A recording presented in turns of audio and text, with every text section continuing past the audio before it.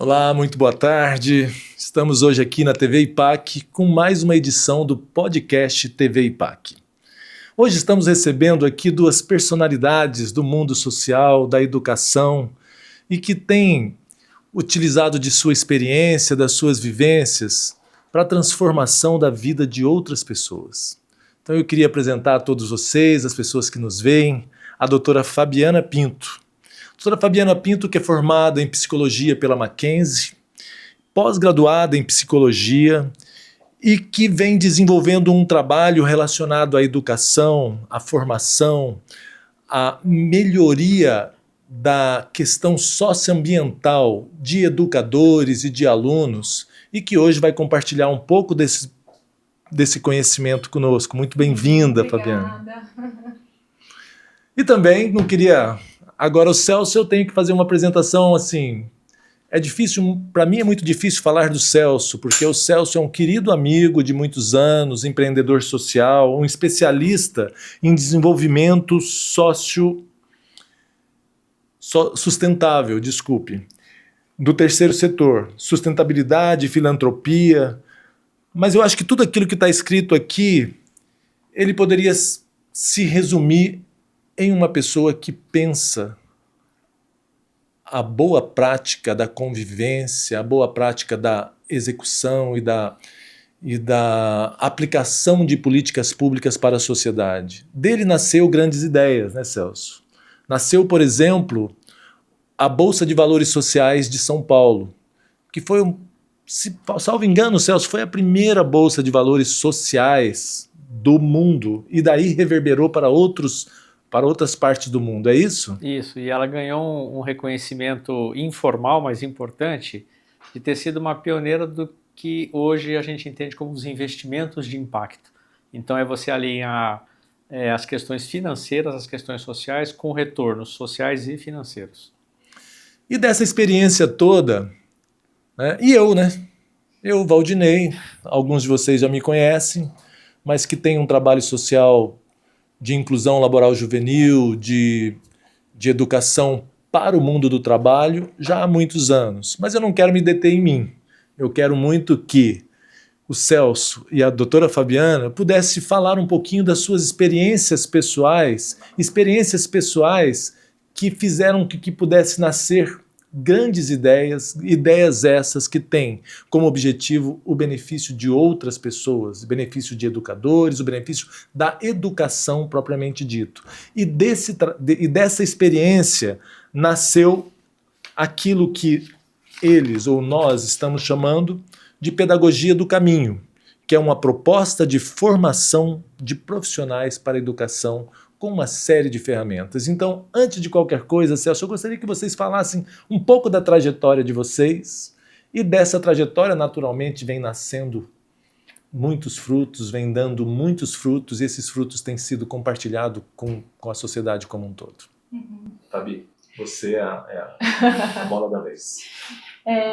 Então, eu sou formada em psicologia, depois que eu me formei, eu fui um pouco atuar na área clínica, mas um momento, assim, depois eu fui para a área organizacional. Então, eu também trabalhei numa grande instituição de ensino, na área de recursos humanos, mais focado com recrutamento e seleção, educação corporativa, e no final dessa experiência, nessa instituição de ensino, eu fui coordenadora de negócios educacionais, também tinha uma equipe de professores e a gente tinha atrelado a esse trabalho uma parceria também com a Fundação Casa, de fazer esses cursos acontecerem dentro da Fundação Casa.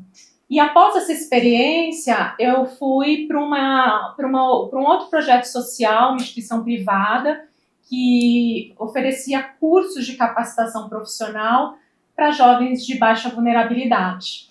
E foi ali que eu conheci o Celso, a gente começou ali um trabalho muito bacana com jovens, começamos a pensar um pouco nessa estrutura de como que a gente acolhe esses jovens, como que a gente auxilia os educadores para poder também ter esse olhar, né, com as competências socioemocionais, desse comportamento que ele também tem que ser trabalhado. Então, os jovens não só tinham o curso daquele, né, com aquela capacitação técnica do curso que eles escolheram, eles também tinham um projeto que a gente conduzia que trabalhava todas as questões, comportamento, essa parte emocional, aquilo que pode atrapalhar e como desenvolvê-los para ir para o mercado de trabalho. Então, foi um pouco dessa experiência que também a gente foi olhando a importância cada vez mais dessa questão, né, do comportamento, da saúde mental, emocional, tanto para os jovens quanto para educadores. Então, daí a gente começou a pensar num trabalho, aqui tem muita coisa para fazer e a gente pode ajudar bastante. E junto a isso, eu também tenho a parte clínica, também tenho a minha atuação na área clínica e na parte educacional, que agora a gente está com esse olhar de trabalhar com os educadores, de formá-los para poder entrar nessa área, sabe? De poder atendê-los, os jovens, e ter esse olhar diferenciado. Muito bem, Fabi. E dessa experiência toda, né, Celso, eu gostaria um pouco que você pudesse falar, não só, porque o que nos traz a um projeto, a um programa, a uma tecnologia social que pode ser replicada, são as experiências e aquilo que se venciou ao longo dos anos. E acerca disso, para depois nós falarmos um pouco mais sobre o assunto de hoje, que é pedagogia do caminho, eu gostaria de conhecer um pouco mais da sua história. Minha história, eu costumo dividir minha vida profissional em duas partes, né? Numa primeira metade, pouco menos da metade da minha vida, dos meus anos de vida, mas da minha vida profissional, eu trabalhando com comunicação, pura e simples, comunicação, mas voluntariamente usando os recursos que eu tinha na minha agência para atuar junto ao terceiro setor. Então eu colaborava com organizações sociais, ora fazendo um vídeo para uma, viabilizando a impressão de folhetos para outras, porque como eu tinha um volume de trabalho com gráficas e produtoras, e clientes que pagavam bem a essas gráficas e produtoras, eu dizia, olha, agora você vai também me imprimir mais 5.000 folhetos aqui, fazer mais esse vídeo de Natal para essa organização. E isso vinha com muita boa vontade desse pessoal. E eu sonhava com um dia que eu pudesse ou vender minha agência, ou que eu me aposentasse, eu só fosse trabalhar com o terceiro setor e com as organizações sociais. Porque era uma outra energia, né? Ao invés de colocar o talento para vender produtos de marketing de consumo, colocar para vender ideias e propostas de uma sociedade melhor e mais inclusiva, né? Eu não cheguei a encerrar minha carreira profissional, mas 26 anos atrás surgiu a oportunidade de vender minha agência de comunicação, deixar de ser uma pessoa de comunicação, de publicidade, para trabalhar exclusivamente com responsabilidade social. Perfeito. Então foi um momento em que o Brasil estava, bem na virada de 99 para 2000, o Brasil estava discutindo qual poderia ser a contribuição das empresas nas transformações sociais. E foram aí que, nessa primeira década do século XXI, que nasceram muitos institutos e fundações empresariais, em que uma filantropia de famílias muito ricas começou a aparecer para o mercado. E a pergunta era, como é que a gente pode escolher organizações que sejam transformadoras, projetos sociais que sejam transformadores, para a gente sair de um patamar da filantropia caridosa e caminhar em direção a uma sociedade que tem um investimento social com retorno social. Então, ter critério e aplicação do dinheiro em organizações realmente transformadoras, né? Isso é o que eu tenho feito nos últimos 26 anos profissionalmente, exclusivamente. Então, eu faço consultoria, eu ajudo posicionamentos e reposicionamentos de empresas, de institutos empresariais, fundações empresariais, fundações familiares, e faço isso no Brasil, lógico, onde eu vivo, mas também já tive a oportunidade de fazer nos Estados Unidos, na África do Sul, Inglaterra, Portugal, Jamaica, e agora estou fazendo em Angola. Que maravilha, Celso. Eu acho que dessas experiências todas da doutora Fabiana e também poderia chamar do doutor Celso Greco, não. nasceu essa literatura, esse livro que se tornou um best-seller, Exato.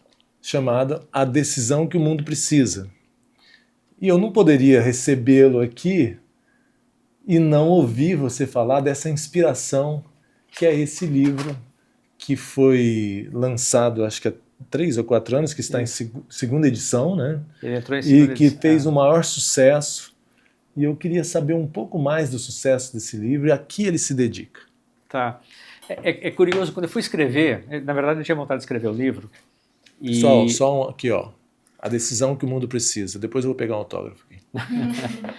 Quando eu tive a ideia de escrever o livro, eu sou amigo da Roseli Boschini, que é a dona da editora Gente. Sim. Nossos filhos estudaram na mesma escola. E eu queria escrever um livro para colocar minhas ideias, minha visão de mundo. E quando eu procurei a Roseli, ela me deu 2 ou 3 conselhos e me disse, bom, se você quiser escrever um livro, eu vou te indicar algumas editoras que podem publicá-lo.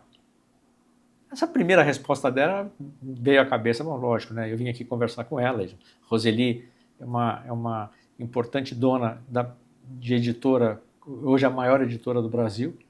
Meu livro, a minha ideia é muito pequena para ela, ela vai me dar uma ajuda e indicar para algum amigo.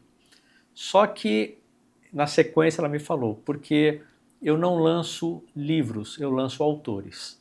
Então, se você quiser escrever um livro, eu vou te indicar uma editora que publique. Se você quiser começar uma carreira de autor, aí a conversa é comigo. E a Decisão de que o Mundo Precisa nasceu de uma situação muito recorrente durante muito tempo, em que às vezes eu estava na sala de embarque de um aeroporto ou num evento social e alguém me perguntava, puxava uma conversa, o que você faz? E eu começava a explicar o que eu fazia. Trabalho com desenvolvimento social, combate à pobreza, proteção ambiental, faço isso através de institutos, fundações, canalizando recursos financeiros, criando estruturas para melhorar a gestão dessas... E as pessoas ficavam encantadas e diziam, nossa, que demais, seu trabalho é importante, acho incrível, parabéns, mas jamais poderia fazer isso, porque eu não tenho tempo, eu não tenho dinheiro, eu não tenho talento. E aí eu fui anotando mentalmente essas resistências, essas barreiras que as pessoas traziam para poder dizer, para alegarem que elas não podiam atuar junto ao setor social, né? E aí, para cada uma desses argumentos, que são todos muito válidos, eu acabei agrupando esses argumentos em 7, e eu fui escrevendo um contra-argumento. Ah, eu não tenho dinheiro. Eu falei, então, mas não precisa ter dinheiro. Ah, eu não tenho tempo. Tudo bem, um pouquinho que você tenha. Ah, eu não tenho talento. Olha, deixa eu te falar. E nasceu, então, o livro A Decisão de que o Mundo Precisa, 7 caminhos para você sair da indiferença e fazer algo deixando um legado para a sociedade, para o planeta e para você, né? E mais uma vez você vem com todo o seu arcabouço de experiências e contribui conosco, né? com a sociedade, trazendo inspiração e propósito, não é isso? Trazendo inspiração e propósito e buscando seguir um mantra que eu trago comigo há muito tempo, que é sair dessa vida melhor do que eu entrei. Isso para mim é meu mantra diário. Pessoal, então é um pouco disso, é um pouco dessas 2 pessoas que aqui estão e do muito da experiência que eles têm é que nasceu aquilo que é o objeto da nossa prosa hoje aqui, do nosso bate-papo, que é o Pedagogia do Caminho, e que eu gostaria que nós pudéssemos conhecer e apresentar um pouco mais a Pedagogia do Caminho, desde da sua inspiração, dos seus fundamentos, dos seus pilares e da sua operacionalização. Tá? Conhecer um pouco mais para que outras pessoas, outros municípios, outros educadores, secretarias de educação, Estado, porque tem toda a possibilidade desse trabalho se tornar uma grande política pública. Porque pelo que eu li inicialmente, por aquilo que eu tenho pesquisado neste trabalho aqui, primeiro, ele está absolutamente alinhado à política educacional do Ministério da Educação. Ele está absolutamente alinhado àquilo que é a necessidade que vai de encontro aos problemas que hoje a educação enfrenta em relação àquilo que nós chamamos o socioemocional. Então eu acho, e também para as empresas. Então por isso eu quero conhecer um pouquinho mais, queria saber a quem se dedica, como é que foi os fundamentos e qual é a estrutura desse trabalho. Vai começar por quem? Eu vou eu vou puxar o assunto aqui, a Fabi vai me apoiando. Eu fico muito feliz com essa referência que você fez de que ela está nesse alinhamento com... A LDB, a Lei de Diretrizes e Bases da Educação. Pois é. Porque eu tive a oportunidade de conversar no Ministério do Trabalho com o secretário do Ministério do Trabalho, não, no Ministério da Educação. Falou, Odinei, muita gente fala sobre um trabalho como esse, eu nunca vi um trabalho tão bem composto. Olha, que bom. Eu de verdade fico muito feliz com essa referência que você traz, porque nós nunca olhamos para esse lado da sociedade, do poder público, ou da política, da boa política que pensa boas políticas e bons propósitos do poder público, né? O nosso olhar sempre foi para a ponta mais vulnerável e prejudicada. E essa ponta, ela se divide em dois, porque tanto é o jovem, criança, adolescente, jovem pobre, que tem que ir para a escola, que tem que aprender a ser alfabetizado e, na sequência, estar apto a absorver, via estágio ou aprendizagem, né, um processo de capacitação para poder adentrar o mundo do trabalho, mas também, numa outra vertente dessa mesma ponta, o educador, que tem que lidar com esse jovem e com todos os desafios que ele traz. Porque não é simples você ser educador. E não é simples você ser um educador de uma parcela da sociedade com tantas carências e lacunas de todos os tipos que a gente nem imagina que existam. Nós temos ainda falando disso, ao longo dos anos, uma perda de respeito ao ator da educação e, sobretudo, o principal dos seus atores. E eu não estou falando aqui, Fabiana, da questão salarial, que há muito tempo é baixo na questão dos educadores, dos professores. Eu estou falando aqui da questão do respeito, da figura do mestre. A figura do mestre, o respeito pelo mestre, isso vem se perdendo. E isso fragiliza esse profissional. Isto traz uma fragilidade a esse profissional e eu sempre, na minha atividade secular, que é saúde, como empresário, nós trabalhamos com home care. E home care, na acepção do trabalho, vamos dizer assim, ele é um trabalho de cuidar.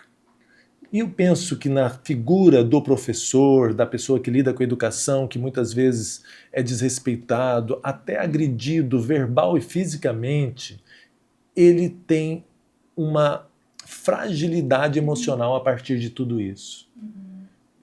Traz alguma questão relacionada a isso? Que é na verdade, um problema ou uma dor sentida na educação brasileira e de norte a sul? Olha, traz, e isso é tão importante o que você coloca, que nós, quando concebemos a pedagogia do caminho, nós demos o mesmo peso para essas duas pontas, como eu chamei. É muito importante você entender o que se passa do ponto de vista social com os estudantes, vou colocar assim, para não ficar falando criança, jovem, adolescente, né? Um estudante, com suas famílias, mas é igualmente importante você entender e acolher o educador, que sofre essas pressões de falta de respeito, de baixo reconhecimento social, né? A gente, no processo, nos deparamos com algumas pesquisas, alguns estudos muito interessantes. Um deles dizia que, ainda que seja a maior classe trabalhadora do Brasil, você tem perto de 2,5 milhões, 2.700.000 professores, né? Você não tem outra classe trabalhadora que tem esse número de profissionais. A grande maioria deles, o dado era assim, 79%, era um absurdo, não recomenda a sua profissão. Então, se você chegar e falar assim, nossa, E você isso é era, professor. se você olhar há 30 anos atrás, era sonho de consumo. Era o né? sonho de consumo. Era assim, você ter um professor na família realmente Sim. era um orgulho.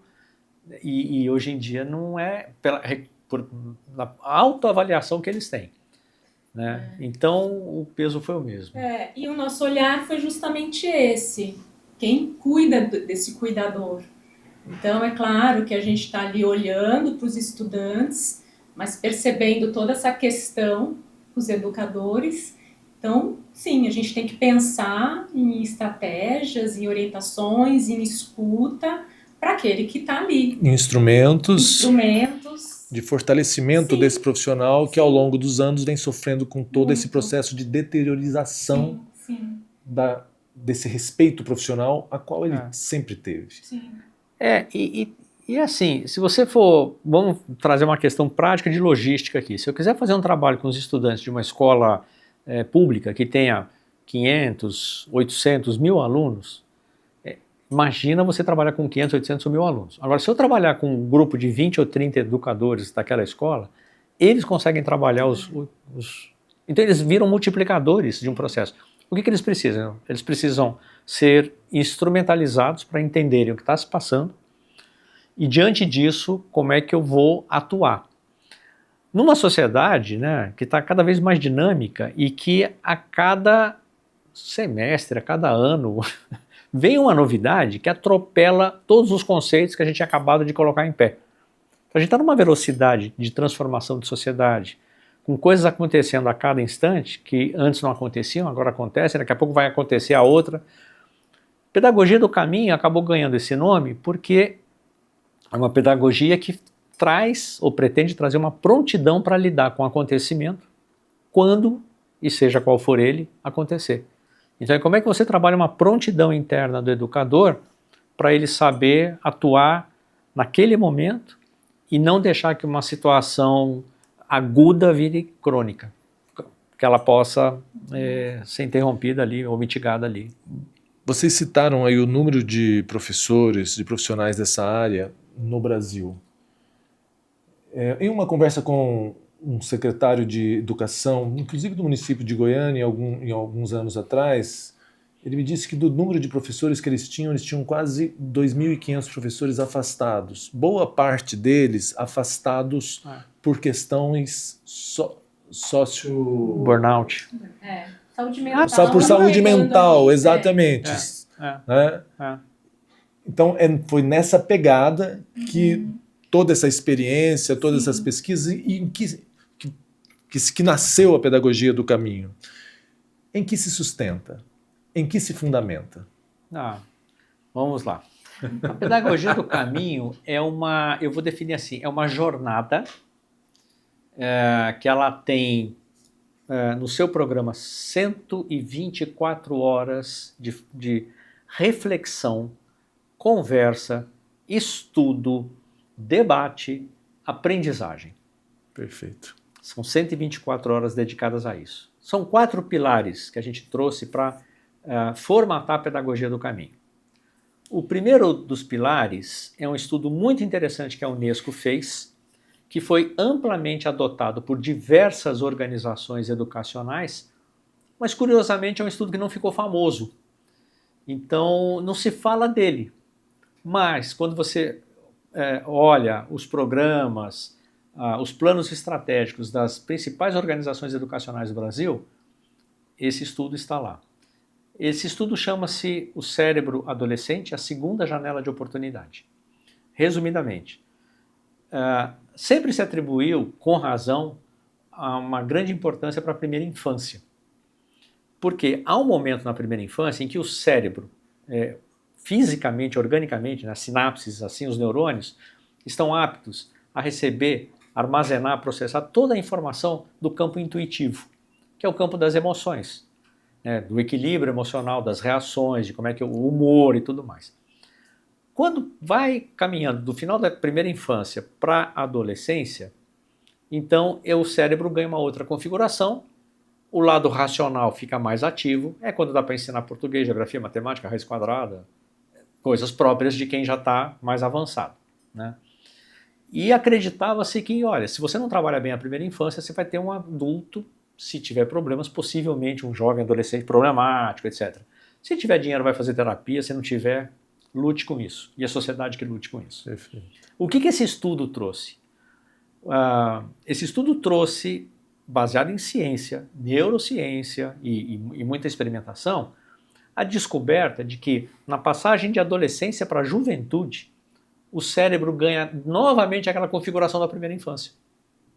Então é uma janela de oportunidade para você trabalhar todas essas questões emocionais, porque quase que inconscientemente o jovem, o adolescente para jovem, está apto de novo a absorver conceitos socioemocionais.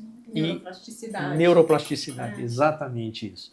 Então esse é um primeiro pilar que a gente estabeleceu a partir desse estudo para começar a conceber. O segundo pilar foi uma pesquisa que nós fizemos, e aí tem uma conexão com o livro, depois eu conto essa história, chamada da epidemia da solidão.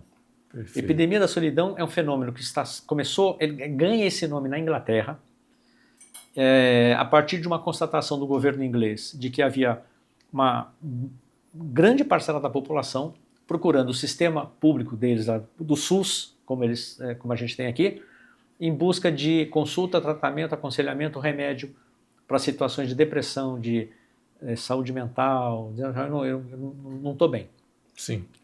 Como isso foi num crescendo muito grande, o governo inglês empreendeu uma pesquisa e constatou que 15% da população inglesa estava nesse estado de solidão. Só que não é aquele velhinho, viúvo, que os filhos moram em outra cidade, ele está ali abandonado, então, solitário. Eram pessoas com famílias, com atividades sociais, professores de universidade, gerente de banco, gente com uma vida normal. Aquilo pseudo-normal. Pseudo-normal, mas com tantas questões no seu interno que acabavam recorrendo a apoio médico e de remédios para poder lidar com aquilo. Quando eu escrevi o livro A Decisão de que o Mundo Precisa, eu conto essa história, conto como é que a Inglaterra encaminhou esse problema, né? Não resolveu, mas encaminhou de um jeito incrível. E muitas pessoas me diziam assim, adorei seu livro, não sei, mas aquilo da solidão me pegou. Que coisa aquilo, né? E foi de um jeito que eu resolvi empreender a pesquisa aqui no Brasil. Então, contratamos um instituto de pesquisa. Sim. Que fez como fazem os bons institutos de pesquisa, uma fase qualitativa, foram mais de 100 entrevistas, para a gente identificar, temos qual é a diferença de solidão e depressão? Temos uma situação que seja palpável, concreta? A resposta foi sim. E mais do que isso, nós identificamos 7 espectros da solidão. A gente conseguiu pegar 7 dimensões de estados de solidão e dar nome a eles. Sim, e o que vem a ser os 7 espectros da solidão? Eu já falo dele. Mas só para fechar, para não ficar na pesquisa só qualitativa, sim, nós fomos para a pesquisa quantitativa. Então nós fizemos 2.500 entrevistas nas 5 regiões do país, com margem de erro de acho que 2,2%, índice de confiabilidade de 97%, 98%. A gente usou todos os parâmetros das pesquisas de opinião, pesquisa política, de pesquisa do que for. A gente usou a metodologia de pesquisa. Como é que você faz pesquisa no Brasil? Sim. E não só a pesquisa nacional confirmou que sim, temos uma epidemia da solidão no Brasil, temos pessoas que se dizem, eu me reconheço nesses espectros. Porque quando você fala de epidemia da solidão e fala da Inglaterra, com todo o aspecto do inglês ou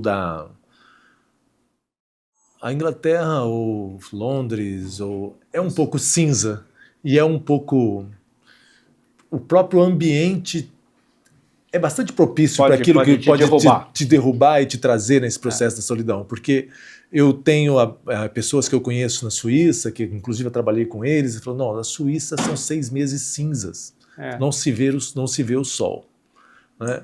Mas aí quando você transfere isso para um país igual ao Brasil, que Nordeste, é o país tropical, Bahia, que tem carnaval, que tem isso, Ceará, ainda assim foi identificado essa questão também no Brasil. Não só foi identificado no Brasil, como a gente chegou a uma conclusão de um índice muito parecido com o inglês, de 15% da população. Poxa.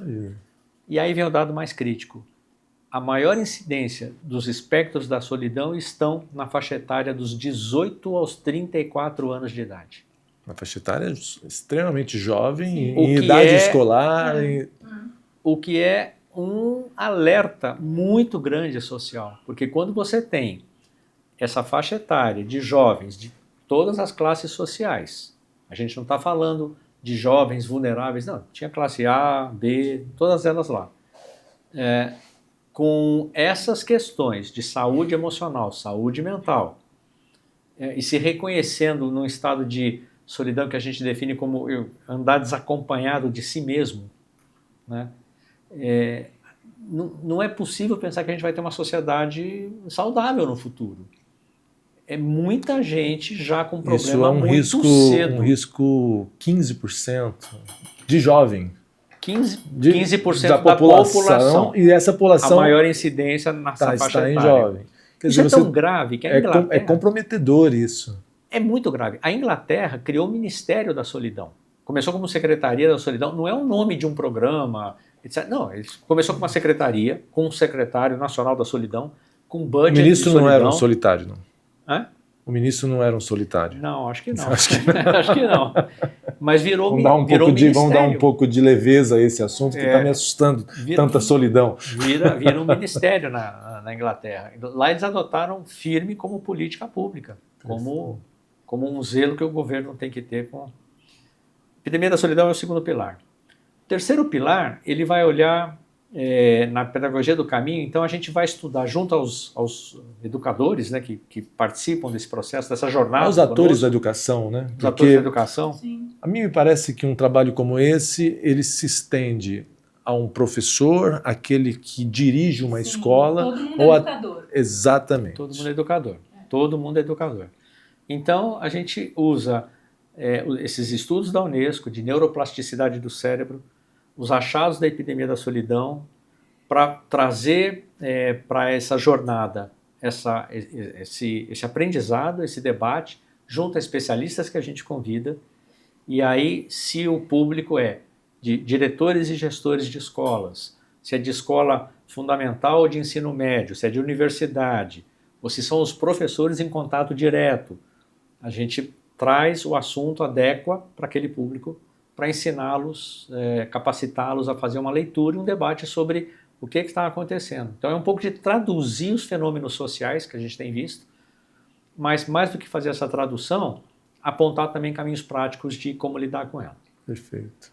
São 2 pilares dos 4. Então, isso aqui, dessa forma. Os outros 2 são totalmente dedicados, como disse a Fabi, a quem cuida do cuidador. Porque como é que você pode querer que a gente tenha um trabalho de excelência se quem é o veículo não está assistido para isso? Então não é só capacitar intelectualmente, a gente também olha para o socioemocional desses educadores, né? E a gente faz isso através de uma minissérie de nossa autoria chamada Engenharia da Vida.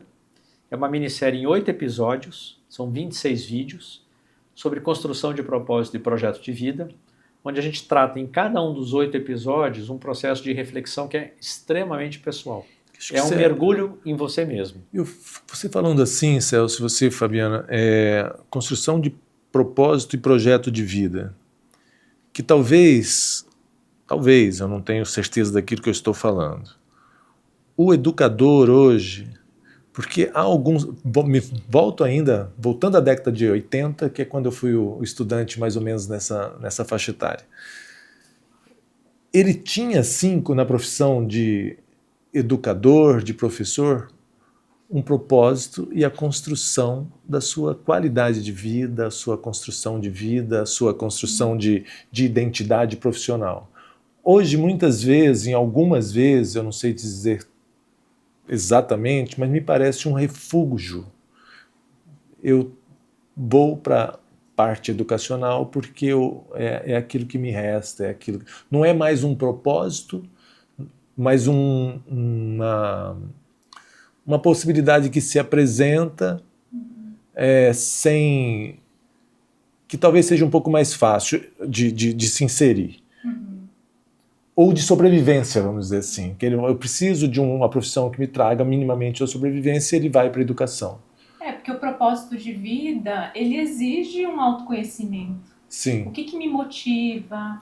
Ou muitas vezes ele entra com esse propósito e se desanima logo no primeiro ano. Se frustra. Que frustra, sim. Então é esse o trabalho, é essa a proposta, que passa o resgate desse propósito, o resgate desse autorrespeito em relação àquilo que ele faz como educador. É isso? Um pouco disso? É esse mergulho. E são várias dimensões da vida dele. Então, o curso contempla assim, um mergulho que ele possa refletir, estudar. A gente propõe ferramentas, a gente propõe exercícios, tem um manual que acompanha. Então, cada episódio tem ali o tempo que ele vai ter um material para poder olhar, para poder escrever. A gente até indica isso, né? Baixa o material, imprime, para poder mesmo fazer esse mergulho. Porque é um processo metodológico fundamentado e, de alguma forma, materializado em ferramentas. Exatamente.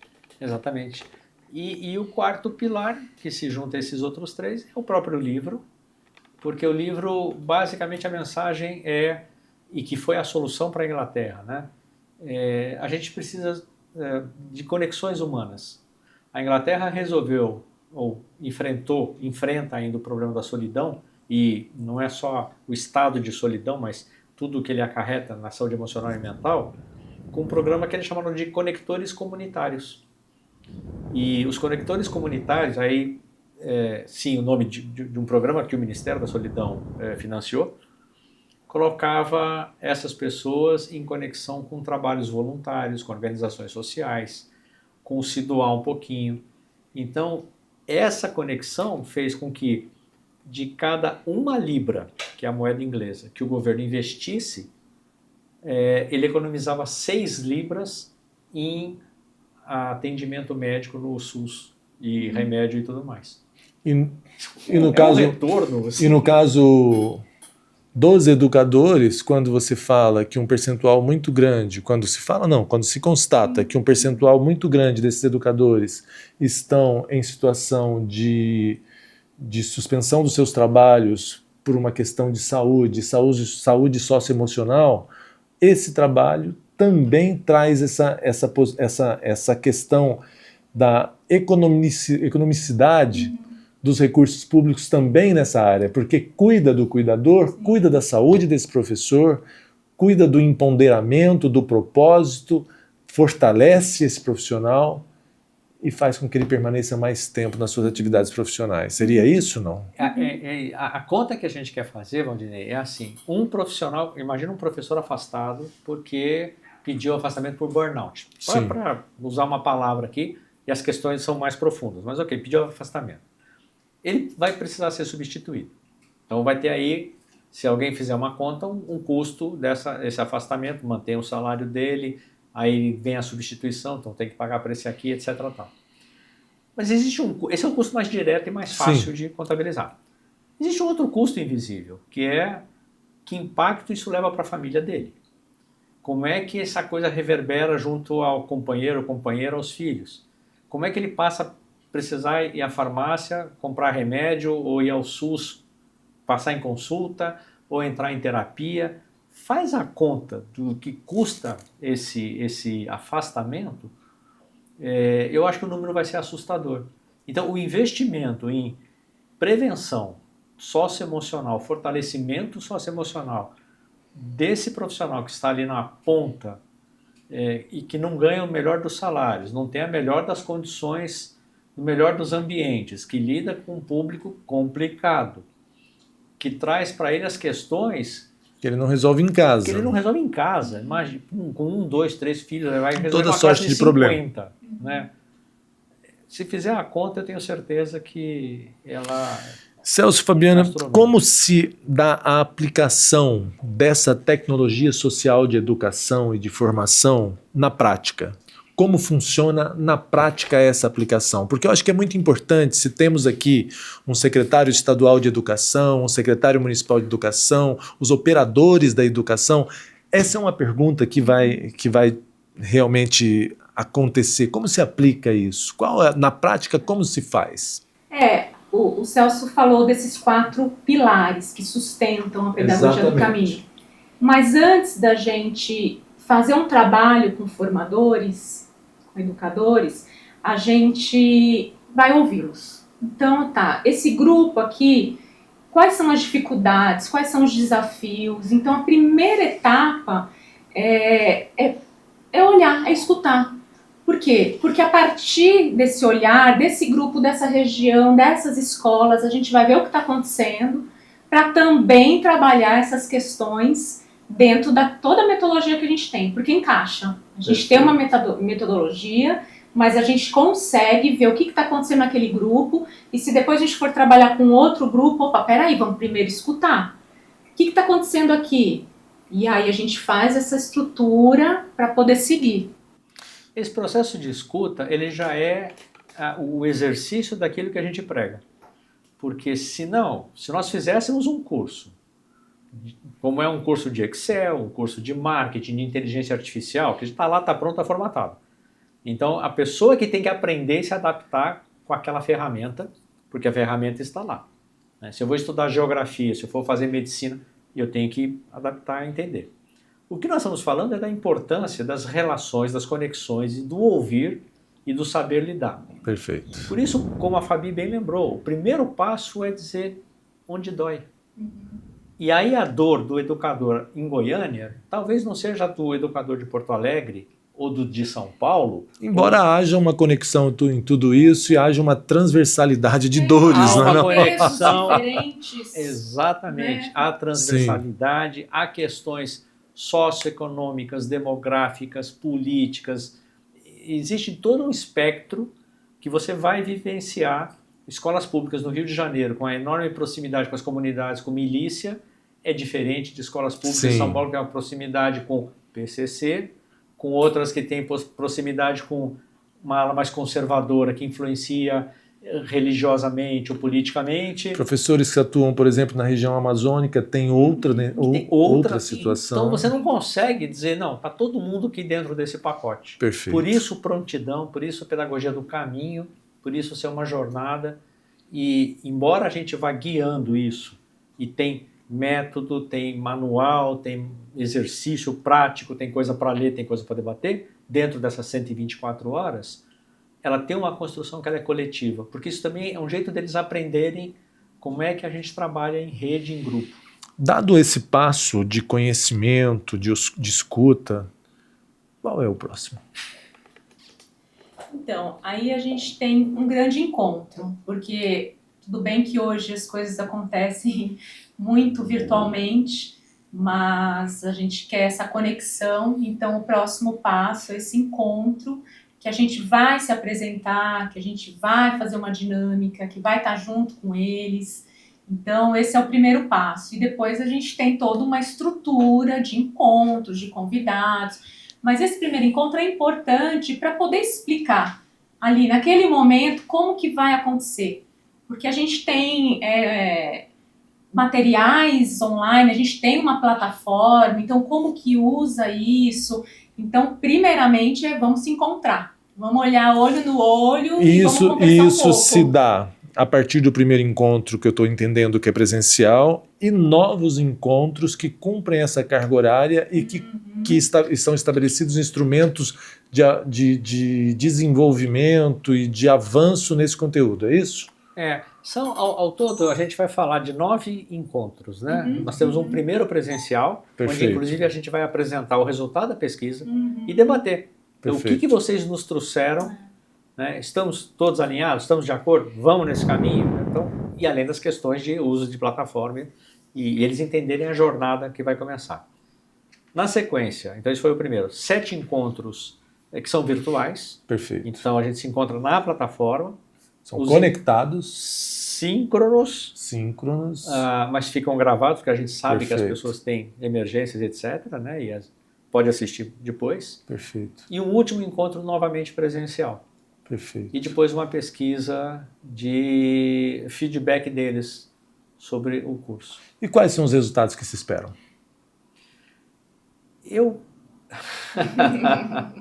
Uma boa pergunta, né?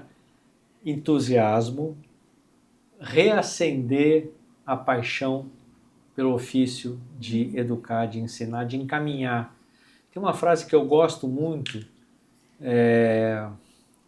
de um autor austríaco, Bernard Liebig-Gold, se eu não me engano, ele diz que não há atitude mais social na vida do que ajudar o outro a dar o próximo passo na direção do seu desenvolvimento pessoal.